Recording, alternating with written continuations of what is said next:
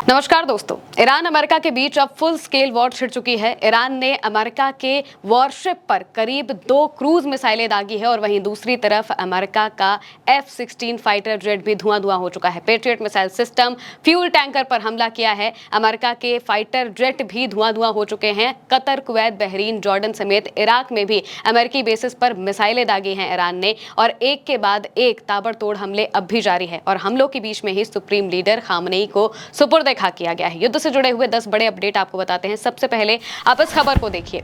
Iran के IRGC ने ताजा स्ट्राइक जॉर्डन पर कर दी है और जॉर्डन पर स्ट्राइक के साथ में ही ईरान ने साफ तौर से बता दिया है कि अब किसी को भी नहीं छोड़ा जाएगा। वो देश जो कि ईरान के खिलाफ अमेरिका का साथ दे रहे हैं उन सब पर मिसाइलें दागी गई हैं। 8 बैलिस्टिक मिसाइलें जॉर्डन पर दागी गई। इसके साथ में ही ड्रोन ऑपरेशन हुए हैं कुवैत के कैंप में, अरफजान और अली अल सलेम बेस में अमेरिकी सैन्य बुनियादी ढांचे, साथ ही बहरीन में अमेरिकी 5वें बेड़े के मुख्यालय और शेख ईसा एयरबेस पर हमला किया गया।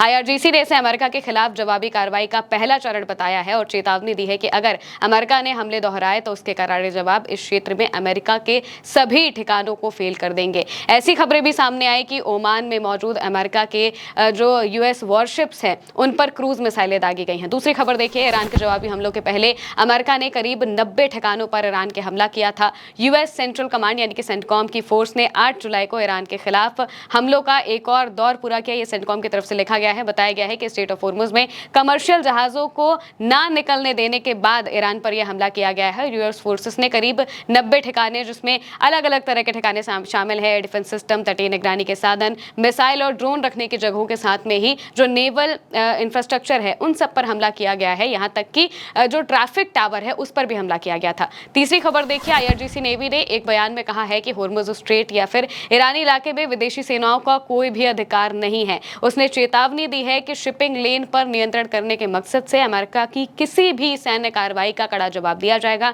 यानी कि होर्मुज के इलाके को पूरी तरह से ईरान के कंट्रोल में ही रखा गया है।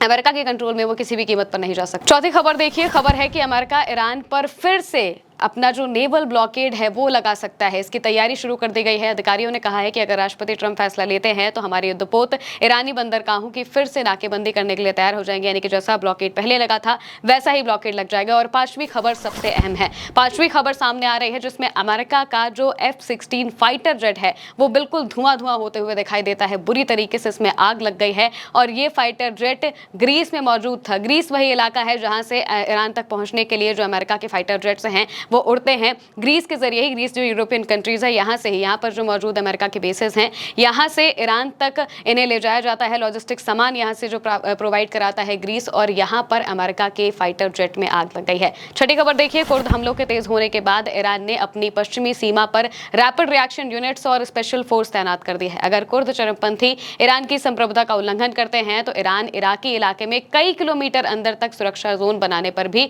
विचार कर रहा है। यानी कि यहाँ पर अब ईरान ने अपनी नई फोर्सेस को तैनात कर दिया है। बिल्कुल नई रैपिड रिएक्शन फोर्सेस जो कि सबसे तेज काम करती हैं, अब उन्हें तैनात कर दिया गया है। उन्हें भी अब इस जंग में शामिल कर लिया गया है। 7वीं खबर देखिए, लिखा है यहाँ पर अमेरिका होर्मुज स्ट्रेट को लेकर ईरान के साथ लंबे समय तक चलने वाले टकराव की तैयारी कर रहा है। यानी कि ये जंग अब हफ्तों महीनों तक जा सकती है। चेतावनी दी गई है कि अगर ईरान होर्मुज के इलाके में कमर्शियल जहाजों पर हमले जारी रखता है तो ये लड़ाई दिनों, हफ्तों या फिर उससे भी ज्यादा समय तक चल सकती है। यानी कि अब ये पूरी की पूरी जो लड़ाई है ये होर्मुज स्ट्रेट पर आकर टिक गई है। 8वीं खबर देखिए, ईरान ने ब्रिटेन के एम्बेसडर को तलब कर लिया है।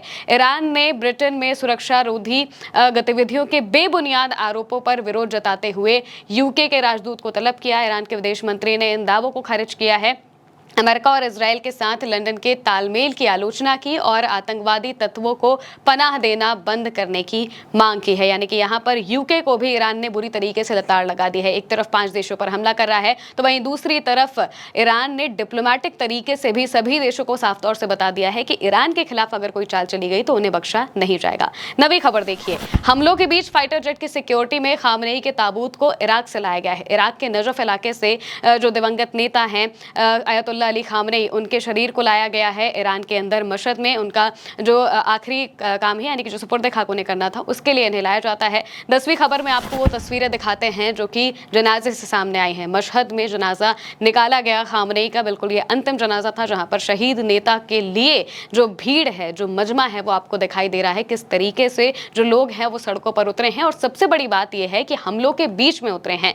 जो मशहद का इलाका है, मशहद जाने वाली रेलवे लाइन पर अमेरिका ने हमला किया था। यहाँ पर रेलवे लाइन ठप हो गई थी, लेकिन उसके बावजूद यहाँ पर इतनी बड़ी संख्या में जो लोग हैं वो पहुंचे और खामनेई को उन्हें 8वें शिया इमाम और ईरान में दफन पैगंबर के इकलौते वारिस इमाम रजा के बगल में दफनाया जाएगा, जिसके लिए लाखों लोग वहां पर पहुंचे। हालांकि उन्हें उनके परिवार की मौजूदगी में ही दफनाया गया है और इसके साथ में ही अब ईरान का असल बदला शुरू हो जाएगा, क्योंकि अब जितने भी कमांडर्स थे वो अपने काम से फ्री हो चुके हैं और अब एक के बाद एक ईरान ताबड़तोड़ हमले जारी रखने की बात कर रहा है और ये जंग अब फुल स्केल वॉर में बदल चुकी है। फिलहाल के लिए मेरे यानी के साथ इस खबर में इतना ही। आप देखते रहिए उल्टा चश्मा यूसी।